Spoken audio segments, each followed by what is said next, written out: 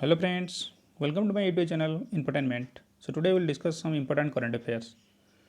Before we begin, let us discuss important day. So 14th June World Blood Donor Day. Blood donor day ये हर साल 14 जून को celebrate किया जाता है for the spreading awareness about the significance of blood donation. Blood donation का जो significance उसी को अवेयरनेस क्रिएट करने के लिए ये सेलिब्रेट किया जाता है, क्योंकि रक्तदान महापुण्य। ये जो ब्लड ये ब्लड नहीं दे रहे हैं, किसी की ज़िंदगी दे रहे हैं। इसी को अवेयरनेस स्प्रेड करने के लिए ये जो हम world blood donor day celebrate करते हैं। So blood donor day also get recognized for their contribution to a social cause. जो ब्लड देता है उसको रिकॉग्नाइज देने के लिए, क्योंकि वो एक महत्वपूर्ण योगदान दे रहे हैं सोशल कॉज के लिए, उसी के लिए हम 14 जून महत्वपूर्ण है world blood donor day. So next will discuss COVID tracker. There is COVID-19 report.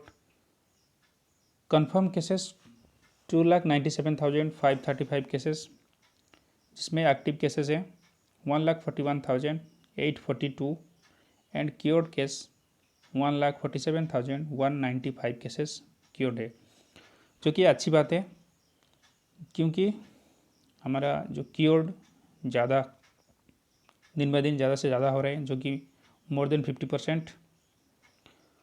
और एक चिंताजनक है जो कि active cases day by day भी बहुत ज़्यादा से ज़्यादा डे बाय डे बढ़ रहा है।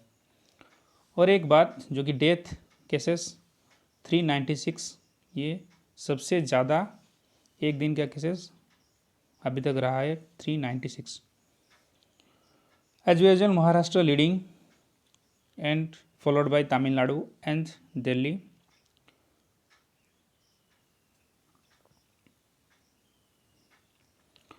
सो सबसे डेडलीस्ट डे जो कि लास्ट 24 आवर्स में दिखा गया है 396 केसेस फाटल केसेस देखने के लिए मिला है, जो कि ये सबसे ज़्यादा है। एक दिन में उतना स्पाइक हुआ है। वर्ल्ड वाइड हम अगर देखेंगे तो एज यूजुअल इंडिया टॉप 4 में है। यूनाइटेड स्टेट्स ऑफ अमेरिका जो USA जो 20,23,347 केसेस में है। उसके बाद ब्राज़ील और रसिया, उसके बाद इंडिया का नंबर ऑफ केसेस देखने को मिला है। Today we'll discuss important news in briefly. So Indian American soil scientist Dr. Ratan Lal has won World Food Prize for mainstream and developing soil centric approach in order to increase food production. ये first time कोई Indian को मिला है, जो कि Indian American जो कि NRI को मिला है world food prize. So Dr. Lal's strategy of restoring soil health has been adopted by 3 United Nations Climate Change Conference. Next, the National Highway Authority of India became the first construction sector to become digital completely. यही एक company है जो कि उसका tender, उसका all the activities is completely digitally बन चुका है, क्योंकि फर्स्ट कंस्ट्रक्शन कंपनी है जो कि टोटल ऑपरेट डिजिटली अभी हो रहा है। 40th काउंसिल्स जो GST काउंसिल जो मीट अभी हुआ है, उसका जो chaired by finance minister Nirmala Sitharaman ji announce that no late fee will be charge from tax payer को कोई लेट फी चार्ज नहीं करेंगे, जो कि स्मॉल टैक्स पेयर जो हैं उनके लिए कोई लेट फी नहीं रहेगा, क्योंकि GST रिटर्न जो अभी तक 2017 से जुलाई 2017 से जनवरी 2020 तक अभी बाकी है, उनके लिए कोई लेट फी नहीं चार्ज करेंगे। तो ये एक बहुत बड़ी राहत है जो छोटा जो व्यापारी है उनके लिए, जो कि टैक्स पेयर हैं। Okay, next, team India written it's 108 position, जो कि फीफा रैंकिंग रिलीज किया है अभी हाल ही में जो जून 12 को रिलीज़ किया है, उसमें इंडिया का रैंकिंग 108 पोजीशन है।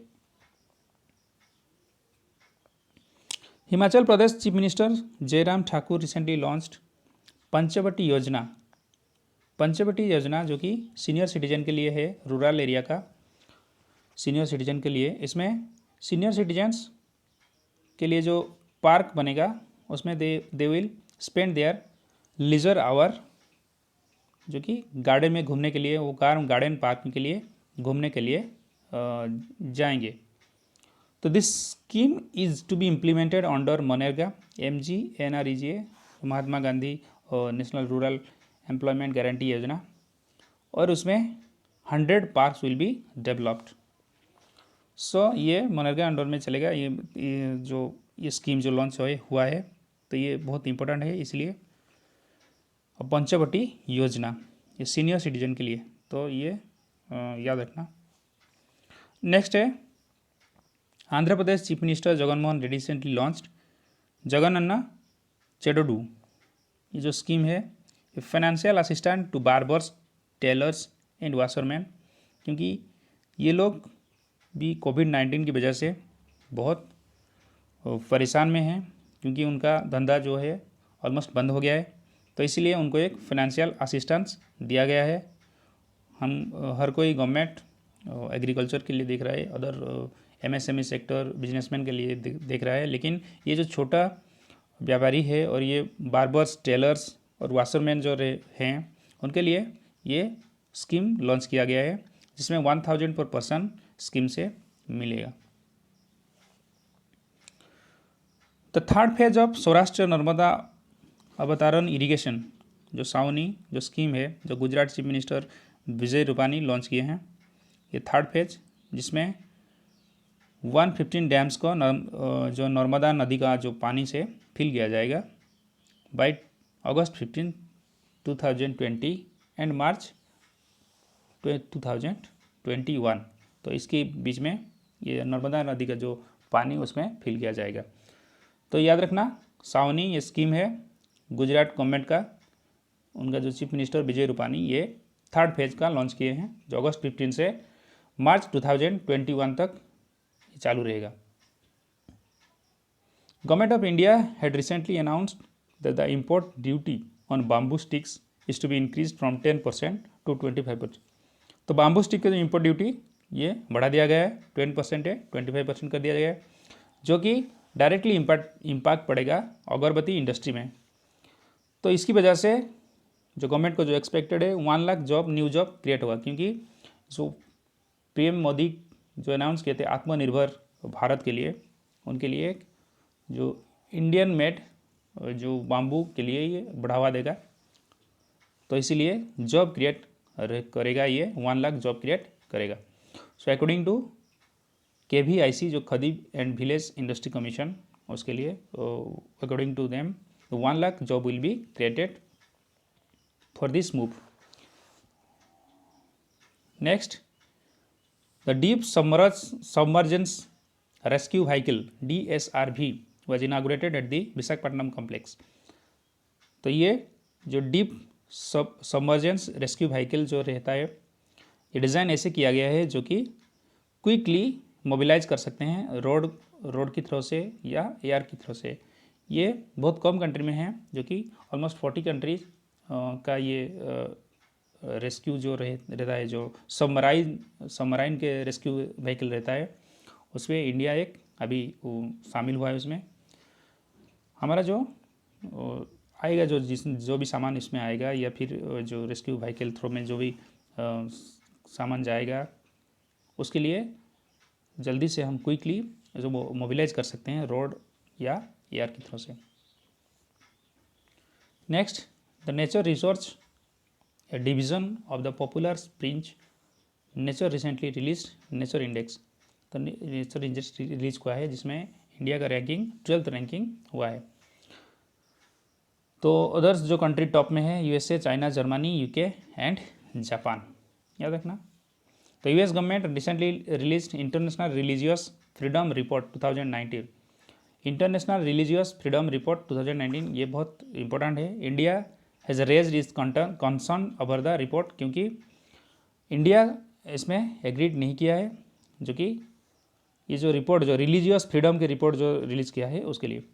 तो this was because the report alleged India with discrimination and attacks against religious minority in the country. तो इस रिपोर्ट में जो मेंशन किया गया है जो माइनॉरिटी की अगेंस्ट में डिस्क्रिमिनेशन हुआ है और अटैक हुआ है, जो कि मास मूवमेंट अटैक हुआ है, जो उसके लिए वो इसमें जो इसमें जो रिपोर्ट में दिखाया गया है। क्योंकि हाल ही में जो CAA की वजह से जो प्रोटेस्ट हुआ है, जो चेंजेस हुआ है, और फिर जम्मू कश्मीर में जो 370 हटाया गया है, उसके लिए इसमें मेंशन किया गया है। और बीच बीच में जो माइनॉरिटी की तरफ जो हमारा मेजॉरिटी जो अटैक हुआ है, या फिर उसके वजह से ये रिपोर्ट जो दिखाया गया है कि जो इंटरनेशनल जो रिलीजियस फ्रीडम रिपोर्ट में इंडिया का जो बहुत उसमें क्रिटिसाइज किया गया है। Next, the third India Asian youth dialogue is held between June 8, 2020 and June 10, 2020 in virtual mode. जो ये वीडियो कॉन्फ्रेंसिंग जरिए से ये एशियन यूथ डायलॉग और इंडिया के बीच में हुआ है, जिसमें skill development, youth full energy and education की कोऑपरेशन के लिए बातचीत किया गया है। Next, on June 11, 2020 the ministry human resource development release national institutional ranking framework. जो कौन सा इंस्टीट्यूट कितना रैंक में रिलीज़ किया है, जिसमें IIT मद्रास टॉप, और उसके बाद IISc Indian institute of science Bangalore वो सेकेंड में है, और थर्ड में IIT दिल्ली है। Thank you friends. If you like my video, please like, share and subscribe my channel and press the bell icon so that you will get the notification before if you